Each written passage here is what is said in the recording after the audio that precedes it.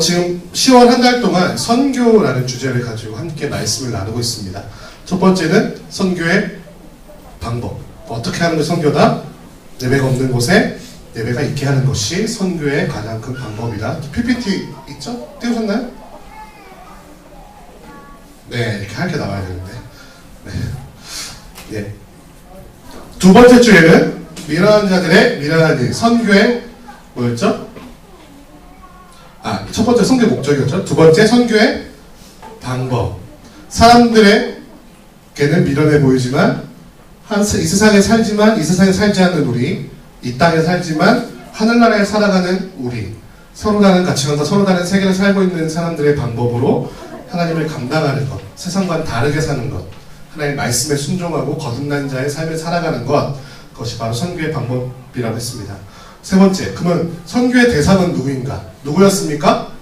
우리가 살아가는 세상 그 자체. 세상은 우리와 분리된 곳이 아니다. 우리는 교회 안에서만 살아가는 존재가 아니라 세상에 살아가도록 하신 존재다. 세상은 교회를 통해 변화되는 것이 아니라 하나님의 말씀대로 순종하는 자들이 모인 교회를 통해 세상을 바꾸신다는 사실을 우리 지난주 말씀을 통해서 배웠어요. 그래서 네 번째 주, 오늘 말씀은요. 그렇다면 오늘날의 선교, 옛날 우리가 생각했던 그 옛날 방법들로만 우리는 과연 하나님의 말씀을 전하고 복음을 전해야 하는가? 아니면 오늘날엔 지금 선교사님이 어떻게 선교를 하고 있고 우리는 우리 삶 속에서 어떻게 선교를 할 수 있는지 구체적인 방법론에 대해서, 지금까지는 이론에 대해 말했다면 구체적인 방법론에 대해서 한번 이야기를 나누려고 합니다. 한번 보겠습니다. 하나요? 안 되네? 지금 여기 클릭되어 있나요? 그래요? 예? 넘어가라! 됐다. 네.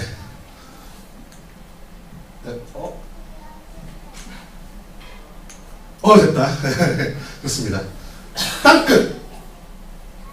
선교라는 것에서 우리가 가장 중요하게 여기는 용어는 바로 땅끝이라는 단어예요. 땅끝. 왜일까요? 예수님께서 어디로 가라고 했어요? 예루살렘과 온 유대와 사마리아와 어디? 땅끝까지 가라. 예수님께서 땅끝까지 가래요, 우리 보고. 그래서 복음을 전하래요. 그런데 그 땅끝이 도대체 어디냔 말이에요. 그죠? 도대체 땅끝이 어디예요? 사도행전 1.8절 보니까 오직 성령이 너에게 임하시면 너희가 권능을 받고 예루살렘 온 유대를 땅을 땅끝까지 이르러 내 증인이 되라 말씀하시는데 도대체 이 땅끝이 어디냐라는 것이 예수 그리스도의 복음을 전하는 사람들의 가장 큰 이슈였습니다. 여러분, 땅끝이 어디예요? 땅끝이 어디예요? 그래서 실제로 사도들은 땅끝으로 달려갔습니다. 지도 보실까요? 지도 보시면 여기가 예루살렘이에요. 보이시나요? 예루살렘? 이쪽에 계신 분 안 보이면 가운데로 오세요. 예루살렘의 중심으로 12사도들이, 이거는 성경에 기록되어 있지 않지만 사도들이 전승에 따르면 여기까지 가서 선교했다. 마가는 이집트 쪽으로 가고요. 제임스, 시몬, 안드레, 요한, 빌립, 도마는 인도에까지 갔다고 기록되어 있죠. 야고보, 큰 야고보, 작은 야고보. 이렇게 여기 스페인까지 갔죠. 피터는, 그죠? 베드로는 실제로 자신들에게 주어진 세계 안에 땅끝까지 사도들은 갔습니다. 그곳에 교회를 세웠고요. 큰 부흥을 맛봤어요. 그리고 그곳에서 성도들이 막 부흥하기 시작했습니다. 근데 사도들이 달려간 땅끝에는요, 한계가 있었어요. 왜냐고요? 사도들이 몇 명이었죠? 사도가 몇 명이에요? 12명이잖아요. 12명이 커버할 수 있는 땅덩어리가 얼마나 클까요? 여러분, 여기 있는 분이 둘, 넷, 여섯, 여덟, 둘, 넷. 자, 딱 요만큼이 12명이거든요? 여러분, 주의를 한번 보십시오. 요 12분이 지금 차지하는 공간이 얼마나 되나요? 그리고 첫 번째로 시간적 제약이 있어. 시간적 제약이라는 어떤 의미예요? 첫 번째 시간적 제약은 이거예요.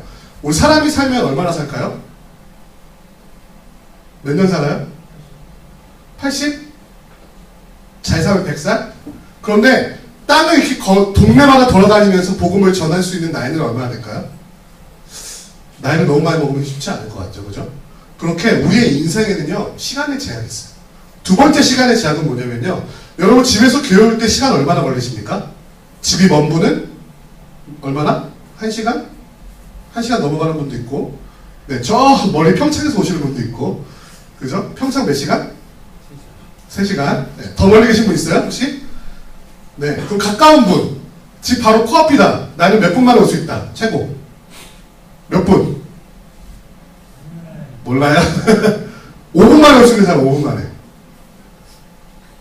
5분 만에 올 수 있는 사람도 있어요. 네, 그렇게 시간의 제약이라는 거는요, 뭐냐면요, 내가 이동할 수 있는, 내가 한국에서 미국에 가려면 하룻밤 넘게 걸리죠. 그리고 내가 부산까지 가려면 6시간, 뭐 걸어서 가면은 뭐 2박 3일, 이렇게 사람에게는 시간의 제약이라는 게 있어요. 그래서 내가 아무리 복음의 열정이 막 불타고 내가 막 복음을 전하고 싶어도 전할 수 있는 나의 바운더리 한계가 있어요. 그죠? 시간적 제약이 있습니다. 또 두 번째, 네, 우리는 이 12시간, 24시간을 넘어서 살 수 없잖아요. 네. 혹시 26시간 사는 분 있어요? 나한테 시간 1시간만 팔 수 있어요? 네. 1억 줄게, 1시간에. 10억 줄게, 1시간에. 팔 수 있는 사람? 아무도 없죠? 네, 아무도 없단 말이에요. 또 두 번째, 공간적 제약이라는 게 있어요. 공간적 제약. 공간적 제약이라는 건 뭡니까? 나는 지금 어디 있어요? 세계 지도인데, 나는 지금 어디 있어요?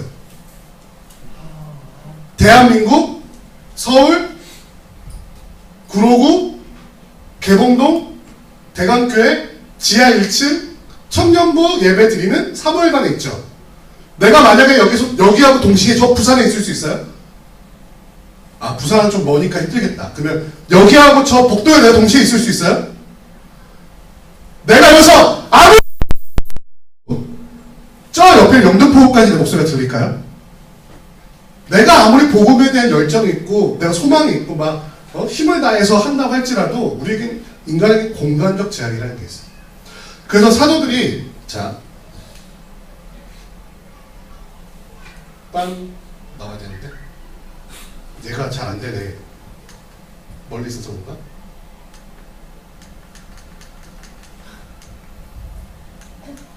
됐다. 우리 대관교회 이렇게 요 한 군데밖에 있을 수가 없는 거예요. 그죠? 우리는.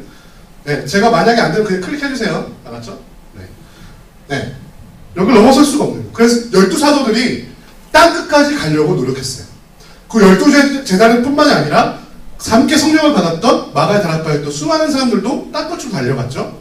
그뿐만이 아니에요. 사도들의 제자, 사도들의 제자의 제자, 사도들의 제자의 제자의 제자, 사도들의 제자의 제자의 제자의 제자, 지금까지 제자가 몇 대까지 왔는지 모르겠지만 어쨌든 대한민국에 이르러서도 복음의 열정을 가진 하나님의 사람들이 복음을 가지고 많이 나갔어요. 그런데 첫째 시간적 제약, 두 번째 공간적 제약 때문에 할 수 있는 일이 한정돼 있었어요. 복음을 전할 수 있는. 그게 지금까지 전통적으로 이어졌던 선교의 방법의 한계였어요. 나는 여기 아니면 저기에 있을 수밖에 없고요. 네, 내가 저기서부터 저기로 가려면 일정 시간이 걸려요. 그리고 나는 영원히 살 수가 없어. 그래서 나라는 한 사람이 하나님 앞에 내가 여기 있습니다. 주님, 내가 하는 방법대로 살겠습니다. 저 예배가 없는 곳에 예배가 목다 있게 하겠습니다. 라고 말해도 목다 있게 못하는 거예요. 왜?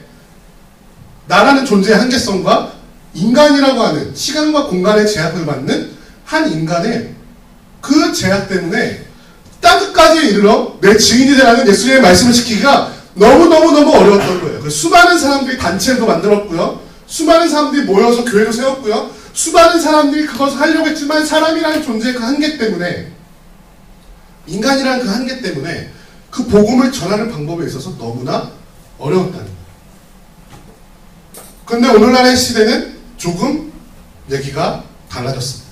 첫 번째, 이 시대와 이 세대에 대해서 좀 보겠는데요.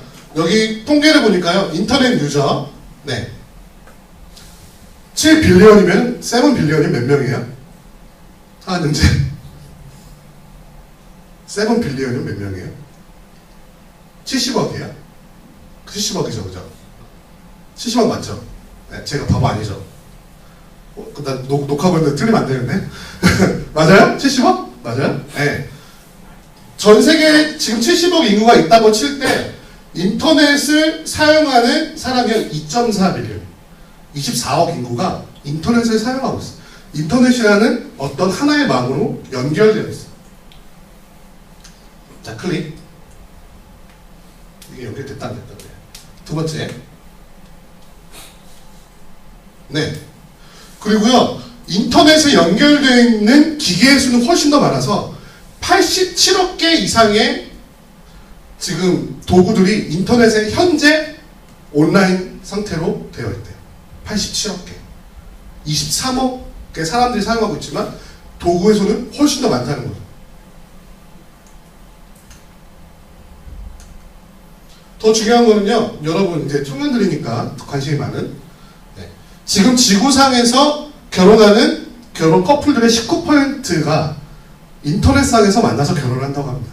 처음 인터넷상에서 만나서 전 세계 인구의 결혼 인구의 결혼 커플의 19%가. 근데 이게 좀 옛날 자료라서 아마 더 늘었을 거예요. 이 시대를 보고 SNS의 시대라고 합니다. 여러분 여기 있는 것 중에 사용하시는 거 뭐 있나요? 어떤 거 사용하시나요? 뭐 카톡도 있고요, 트위터도 있고, 페이스북도 있고, 막 여러 가지 있는데, 네, 인스타그램도 있고, 뭐 옛날 싸이월드도 있네요. 네, 블로그, 뭐 이런 것들 보니까요, 이게 옛날 통계인데 보세요. 페이스북에 전 세계 인구의 10억 명이 사용한대요 지금. 그리고 트위터는 5억 명이고요. 카카오톡만 해도 1억 명 이상이 사용하고 있다고 합니다. 인스타그램은 한 3억 명 정도가 사용하고 있다고 해요. 이거는 기하급 수가 점점 늘어나고 있겠죠. 그래서 예전의 시대와 다르게 이제는 IT라는 것이 생겨난 IT 시대, 정보화 시대에, 인터넷으로 연결된 시대에 우리의 공간적 시간적 위치는 이렇게 되어 있습니다. 이게 뭐냐면요, 인터넷으로 지금 전 세계 망이 이어져 있는 거를 지금 시각적으로 표현한 거거든요. 지금 그것이 점이 크면 클수록 사람이 많은 거고요. 선은 이어져 있는 망의 현실을 나타내는 거예요. 이제는 내가 구로구에 존재하고 있지만 인터넷망을 통해 동시에 미국에도 존재할 수 있는 시간이 되는 거예요. 공간과 시간이 이제는 더 이상 제약이 없는 시대라는 거죠. 이해가 되십니까? 좀 더 확실하게 보여드리기 위해서 하나의 그림을 더 보여주자면 이 그림. 이건 페이스북에서 공개한 건데요. 한 사람이 한 사람의 친구로 연결되어 있는 게 가느다란 파란색 실선이에요. 파란색 실선으로 되는데 지금 전 세계의 친구가 어떻게 맺어져 있고 이어져 있는지를 보여주는 지도입니다. 전 세계 그 어디도 페이스북 친구로 연결되지 않은 자리가 없는 거예요. 보이십니까? 이제 아주 가느다란 실선으로 표현했지만 면이 되어버렸죠? 선이 되어버렸죠? 선이 너무 많이 겹치는 데는 하얀색이 된 거예요. 하얀색으로 되어 있는 부분은 페이스북 사용 인구가 훨씬 더 많다는 사실을 이렇게 보여주는 겁니다. 그렇기 때문에 IT 시대의 나의 위치, 나는 대한민국에 살고 한국어밖에 못하고 영어도 잘 못하고 그래서 나는 미국 사람하고 미국하고는 아무 관련이 없을 거야 라고 살고 있지만 전 실제로 그렇지 않다는 거예요. 실제로 우리는 내가 알지 못하는 그 누군가와 연결되어 있고요, 내가 생각지도 못했던 나라와 그 언어로 연결되어 있어요. 우리의 시간적, 공간적 제약은 사실상 의미가 사라진 지 오래란 말입니다. 가라. 보세요. IT 시대에 나는 어디에 있습니까? 여러분 스마트폰 안 갖고 계신 분 있어요? 스마트폰? 나는 스마트폰을 쓰지 않습니다. 손든 거 아니죠? 머리 만진 거죠? 네. 네. 스마트폰 없는 분들이 오히려 더 요즘 행복한 세상일 수도 있어요. 그죠? 네. 직장 다니신 분들은 카톡 때문에 쉬는 날도 없다면서요. 네. 쉬는 날은 갑자기 해가지고 네. 일의 연장선상이라고 하는데 네. 그것처럼 이제 나의 시대는 저 땅끝이 어디로 연결되어 있냐면은 지금 이 사람이 핸드폰 뭘로 만지고 있어요? 뭘로 만지고 있어요? 네? 네. 검지손가락 만지고 있죠? 혹은 엄지손가락으로. 그래서 오늘 본문 제목과 오늘 설교 제목 뭐예요? 설교 제목이 땅끝에서 어디로 이제 이어지고 있다고요? 우리의 요 손끝이 닿는 곳이 이제는 우리의 땅끝이 되고 있다는 거예요. 저 옛날 기원전 100년 좀 안 됐던 그 시대에 2000년 전에 그 제자들이 열심히 평생을 다해 달려왔던 그 땅끝이 이제는 어디로? 우리의 손끝으로 다가온 시대에 우리는 살아가고 있어요. 우리가 이것을 인식하느냐 못하느냐의 싸움이에요. 우리는 너무나 자연스럽게 핸드폰을 만지고 손끝으로 땅끝 그 어디를 다 클릭하고 만지고 만나고 있지만 우리가 그것을 인식하지 못하면 그저 나의 재미와 유의를 위한 것에 불과하게 되는 것이죠. 다음 볼까요? 야! 넘어가라! 자, 요즘은 여러분 태블릿 많이 쓰시죠? 네. 이렇게 태블릿으로 세계 그 어디 누군가와도 마주치고 대화할 수 있는 시대. 더 나아가서 나는 직장 때문에 선교를 할 수 없어. 나는 맨날 바쁘고 야근해. 하지만 여러분들은 직장에서 이러고 있단 말이죠. 뭐 하고 있어요? 컴퓨터를 쓰고 있죠. 그러면서 뭐 하고 있죠? 조그맣게 보이지만 어딘가 웹사이트나 페이스북이나 카카오톡이나 무언가와 커넥팅 되어 있다는 거죠. 여러분이 아무리 야근할지라도, 여러분이 아무리 3교대를 할지라도, 여러분이 아무리 바쁠지라도 여러분은 분명히 카카오톡이나 페이스북으로 누군가와 대화를 나누고 있습니다. 그렇지 않습니까? 여러분이 지금 땅끝에 여러분의 사무실이 연결되어 있는 거예요. 누군가는 가서 땅끝을 만나지만 여러분의 사무실에서 클릭만으로 땅끝을 만날 수 있다는 사실이에요. 오늘날 시대는 또 더 나아가 어딥니까?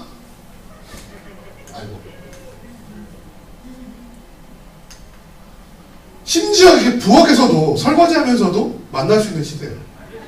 이거 홈보이라는 건데요. 이거 많이 보셨죠? 그죠?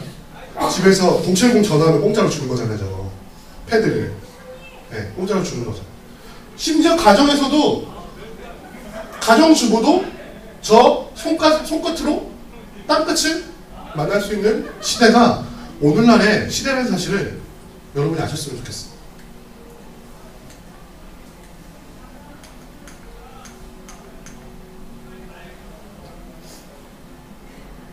하나님의 뜻은 무엇일까요? 땅끝이 손끝으로 오게 만든 시대. 오늘날의 우리의 이 시대를 살아가고 있는 우리가 이 시대를 어떻게 살아가야 되는지에 대해서 다시 한번 생각할 필요가 있다는 것입니다. 우리는 너무나 자연스럽게 너무나 당연하게 누리고 있는 어떤 것들이 우리를 향한 하나님의 부르심일 수 있다는 사실을 여러분이 인정했으면 좋겠어요. 여러분이 너무나 쉽게 생각하는 그 스마트폰이 여러분을 향한 하나님의 부르심이라는 사실을 기억하시기 바랍니다. 지금 그 세계가 어떻게 돌아가고 있을까요? 이미 전쟁은 시작됐습니다. 이게 아이폰 초기 모델인데요. 아이폰으로 촉발된 스마트폰의 싸움. 요즘 갤럭시 노트 7? 네, 막 폭발하고 막 그런 것도 있고, 아이폰 7이 새로 나오기도 하고, 막 수많은 경쟁자들이 앞다투어서 훨씬 더 좋은, 훨씬 더 사용하기 편한, 훨씬 더 접속하기 편한 디바이스를 우리에게 제공하고 있어요. 그리고 우리는 그것을 거부감 없이 사용할 수 있는 능력이 있어요. 그죠? 누군가에겐 너무나 어려운, 여러분 60대 70대 분들 봐요. 핸드폰 쓰는 거 편해요, 어려워요? 스마트폰 사대로도 못 쓰시잖아요. 이렇게 카카오톡을 누르셔서 이렇게 나 눌러서 문자 보내면 돼요. 이렇게 말씀 하나하나 다 알려드려야 되잖아. 우리 아버지만 해도 지금 아이패드 프로를 사셨는데 매일 전화하세요, 저한테. 야, 이거 어떻게 하는 거냐고. 왜 안 되냐고. 아버지, 그게 키셔가지고 이렇게 하면 되거든요. 아니, 그냥 찾아보시면 되잖아요. 야, 내가 그게 거기 있는지 어떻게 하냐. 이렇게 물어보시는 거예요. 이미 어르신들은요, 이것을 자유롭고 능숙하게 사용하기가 너무 어려워요. 네, 뒤에 계신 어르신분들 계신데 죄송한데, 네, 안 어려우시죠? 젊으십니다, 아직. 그죠? 안 어렵죠? 하나도 안 어렵죠, 그죠? 네. 근데 어려워하시는 세대가 이미 있어요. 근데 여러분의 세대는요, 태어나자부터 봤던, 태어나자부터 만졌던. 물론 컴퓨터가 고장나면은 고치는 게 어려운 분들이 있을 수 있겠지만 그래도 컴퓨터를 활용해서 인터넷을 하고 무언가 워드 프로세서를 사용하고 무언가를 구매하는데 전혀 어려움이 없으시잖아요. 그죠? 페이스북을 통해 친구를 사귀고 카카오톡을 통해 대화를 나누고 전혀 어려움 없으시잖아요. 네. 그게 여러분에게 주어진 시대라는 거예요. 이미 이 전쟁은 시작되는데 이 전쟁이 어떻게 펼쳐지고 있냐면요. 우리가 인식하지 못한 시대 이 사진은 스마트폰으로 연결되어 있는 인터넷망이 신경조직처럼 되어 있는 것을 표현하는 사진인데요. 이것을 통해 이미 전쟁이 진행이 되고 있어요. 이제 정보를 만들어내기보다 소비하는 시대이기 때문에 소셜 네트워크 서비스로 최신 정보를 얻어요. 여러분 최근에 뉴스 보시는 분, TV 뉴스 보시는 분 봐요? 최고. 신문 보시는 분, 종이신문 봐요? 여러분 뉴스를 뭘로 봅니까 지금은? 핸드폰으로 보죠. 네. 그런데 그것도 잘 안 믿죠. 뭘 더 믿어요? 트위터나 페이스북에 나오는 걸 더 믿지 않으세요? 아니에요? 실시간 방송을 더 믿지 않으세요? 네? 유튜브나 아프리카나 다음판에서 하는 실시간 방송들, 사람들이 직접 하는 것들, 그 소셜 네트워크를 통해서 우리에게 제공되는 정보를 훨씬 더 많이 신뢰한다는 연구 결과가 있는 거예요. 정식적으로 조선일보나 중앙일보나 동아일보 혹은 한겨레 이런 어떤 메이저 신문사에서 나오는 신문들보다 개인 기자가 인스타그램이나 페이스북을 통해 전달하는 정보를 훨씬 더 신뢰하는 시대가 오늘날의 시대라는 거죠. 그래서 거짓 정보에 많이 속기도 하고요. 그죠? 하지만 훨씬 더 살아있는 생생한 정보를 얻을 수도 있는 시대가 오늘날의 시대예요. 그렇기 때문에 우리는 그 정보를 분석하고 진위 여부를 판단하는 능력을 키워야 돼요. 정보화 시대. 정보화 시대는 정보가 힘인 시대죠. 정보가 돈이 되고 정보가 능력인 시대죠. 그렇기 때문에 정보를 분류하고 판단하고 받아들일 걸 받아들이고 필터링하는 것이 무엇보다도 중요한 시대가 오늘날의 시대예요. 이게 정보화 시대. 소셜 네트워크를 더 신뢰하는 시대. 그리고 고객들은요, 기존 고객의 추천과 여러분 쇼핑몰 가면 뭐부터 보세요? 이 쇼핑몰이 사기를 치는가 안 치는가 뭐부터 보세요? 네, 고객센터, 상품평 이런 거 보시죠. 인증샷 이런 거. 그런 거 보시고 구매하시죠. 그게 없는 상품을 구매하기가 좋으세요? 아니면 사진이나 후기가 있는 상품을 구매하기가 좋으세요? 네, 눈으로 보고 이 사람 좋다고 하니까 어떤 카페가 좋다고 하니까 내가 속해 있는 어떤 단체가 좋다고 하니까 사는 경우가 훨씬 더 많지 않아요? 공동구매나? 네, 오늘날 시대가 그런 시대라는 거죠. 실제로 이건 좀 약간 시대가 지난 얘기일 수도 있겠지만 알카에다, 요즘에는 ISIS라고 말하죠. 네.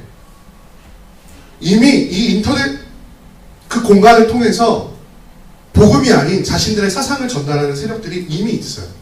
여러분이 접하셨을지 모르겠지만 알카에다 1세대는요 동굴과 사막에서 게릴라 운동을 했습니다. AK 소총하고 로켓포로 무장을 하고 게릴라 운동을 했는데요. 지금 테러범들은요 그렇게 살지 않아요. 어떻게 하냐고요? 인터넷망으로 전 세계 땅끝이 손끝으로 다가오고 있으니까 인터넷망으로 우리에게 접근을 해요. 저 시리아에 있는 사람들이 대한민국의 청년들에게 접근을 해서 고등학생 한 명은 이미 한 명 갔었죠. 그리고 그 뒤에 2명, 3명의 사람들이 갈려다 잡혔죠.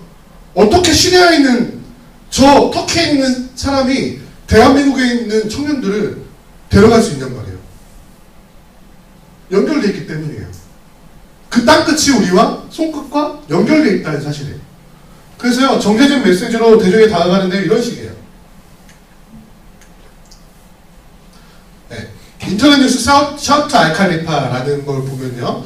2005년에 만들어졌는데요. 글로벌 이슬람 미디어 전선이라는 그 의미를 가지고 인터넷 신문을 만드는데요.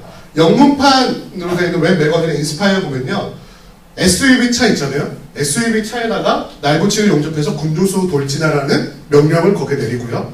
그 안에 폭탄 제조법을 유튜브에 링크해서 SUV 차량에 폭탄을 제조하는 방법을 가르쳐줍니다. 최근에 사제 총기로 경찰 한 분이 돌아가시는 순직하시는 사건이 있었죠. 그 사람 뭐 보고 만들었대요? 요즘에 사람들 총 뭐 보고 만들어요? 유튜브 보고 만들어요. 사이트에 설계도가 다 있대요. 네. 찾아보면 다 만들 수 있는 시대예요. 그래서 요즘에는요, 이 테러리스트들이 데려와가지고 테러범으로 교육시켜서 보내는 게 아니고요, 걔네가 살고 있는 그곳에서 테러 교육을 시키는 거예요. 뭘로? 통신교육으로. 계속해서 세대 작업을 하기 시작하는 거죠. IS는 인터넷망을 가장 잘 이용하는 테러 조직인데요. 이거 보면요, 이거 뭔가요? 네. IS 리크루트, 그 모집하는 사람이 올린 페이스북 구직 광고예요. IS Jobs Opening.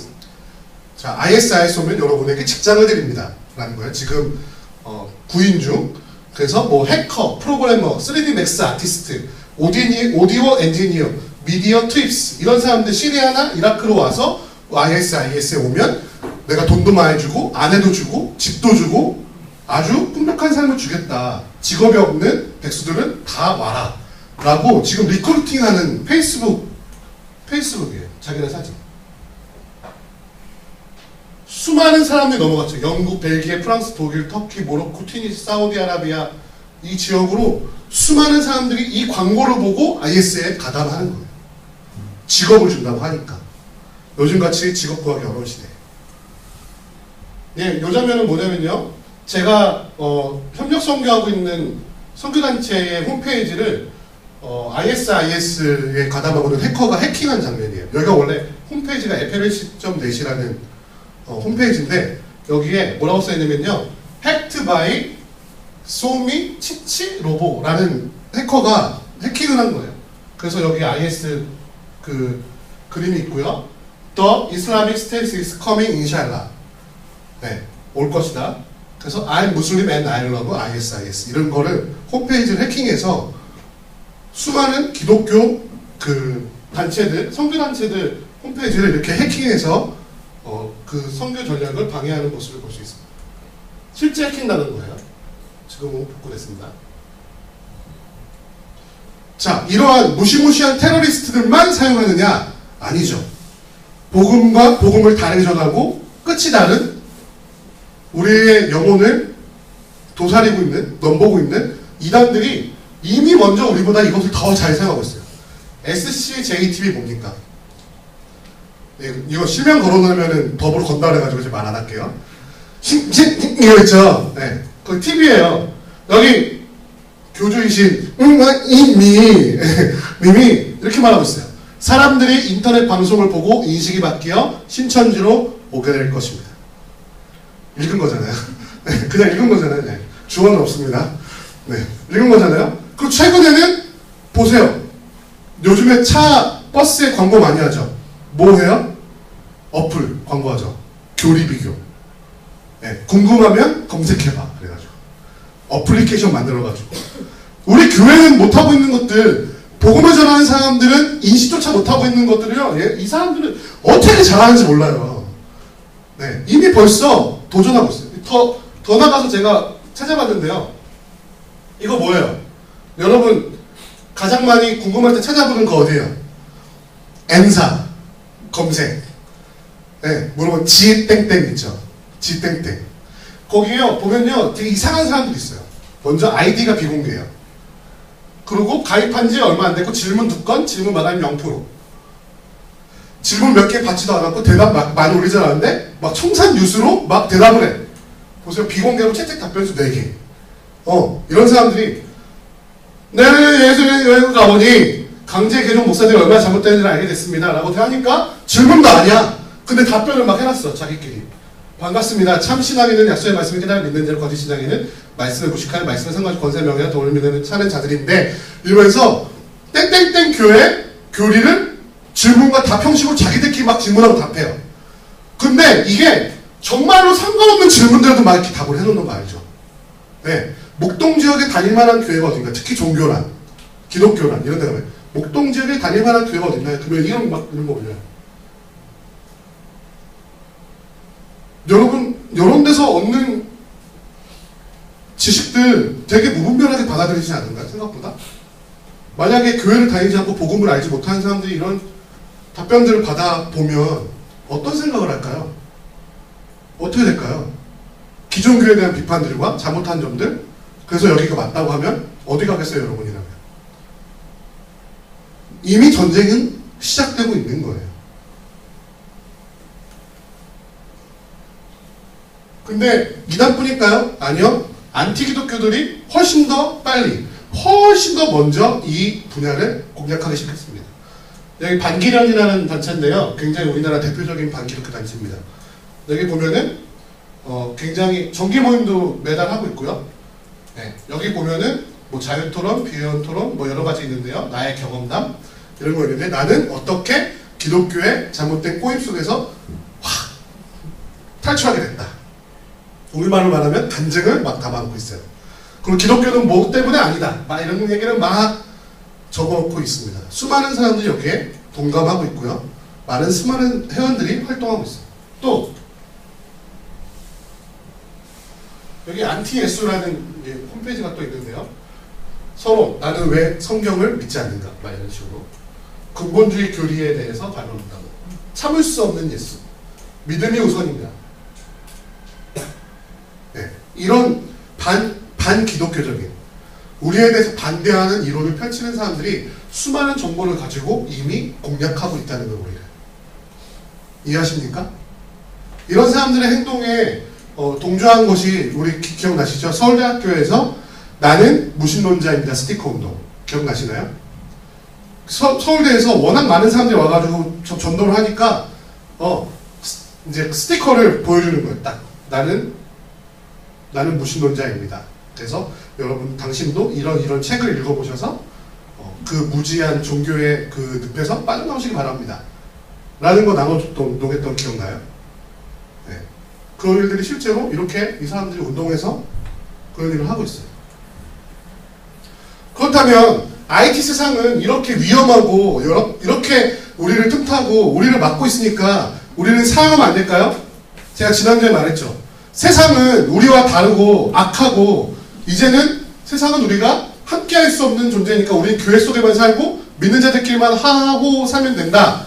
이렇게 세상과 우리를 분리시키는 그런 삶을 살아야 될까요? 그렇습니까? 제가 뭐라고 했어요? 하나님은 우리를 교회에서 살게 하는 것이 어디로 살게 하셨다고? 세상 속에 살게 하셨단 말이에요. 오늘 본문에서처럼 내가 너네 보내는 거, 이 속에 양을 보내는 것처럼 내가 마음이 두근두근하고 안 좋긴 하지만 예수님은 보내셨어요. 그럼에도 불구하고. 그렇지 않습니까? 그렇다면 우리 IT 시대에, IT 세상에 그것은 사탄의 소굴이기 때문에 우리는 끊어버려야 돼! 라고 주장해야 됩니까? 아니면 그것을 적극적으로 나아가 그것을 변화시켜야 합니까? 생각해볼 필요가 있을 거예요.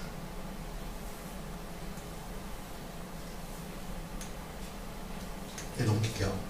네.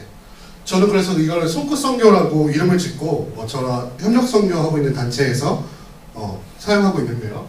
예. 블로그, 전도 사이트 등으로 그리스도 안에서 변화된 나의 삶을 나누는 이런 블로그를 운영하고 있는 분들이 있습니다. 여러분도 동참할 수 있어요.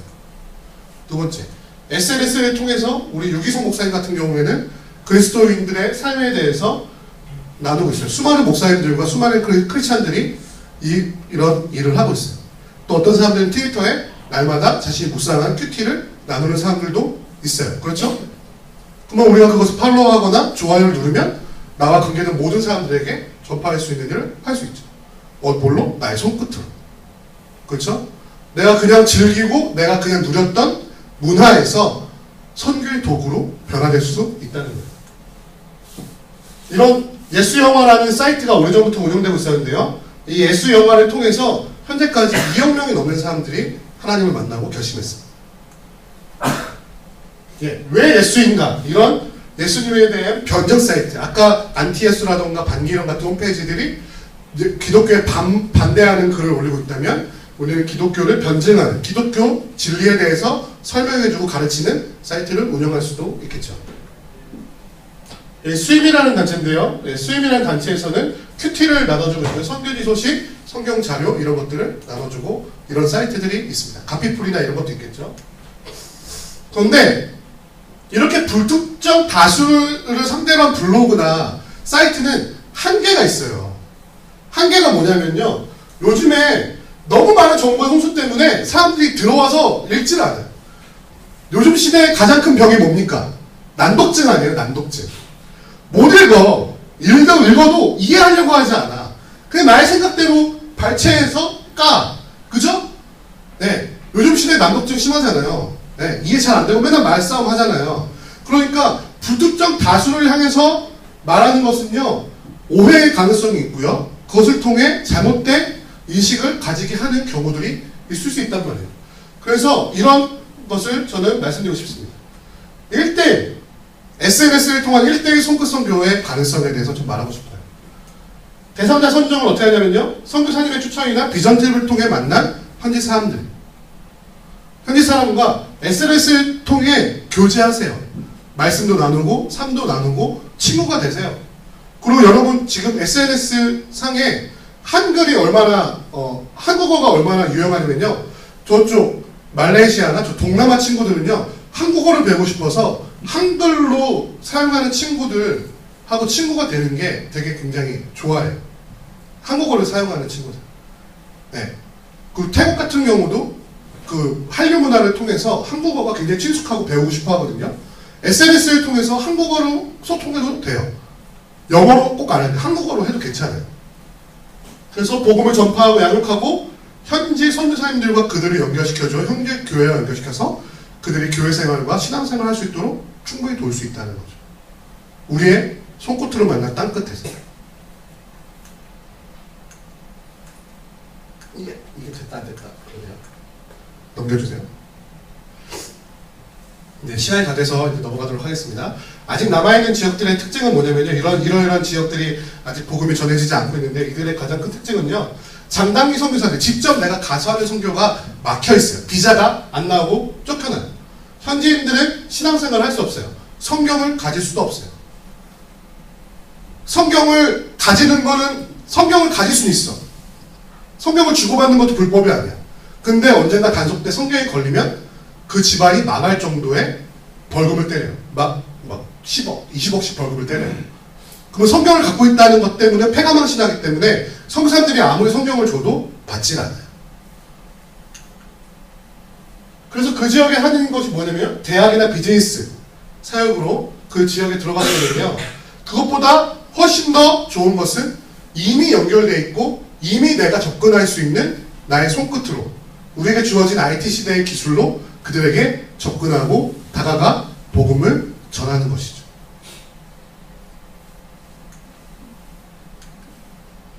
보세요. 이분들 히잡 쓰고 있는 여자분들 뭐 손에 뭐 들고 있는지 알아요? 핸드폰 들고 있어요. 요즘 핸드폰 없는 국가는 없어요. 다 온라인 돼 있다는 거죠. 다 연결돼 있다는 것이죠.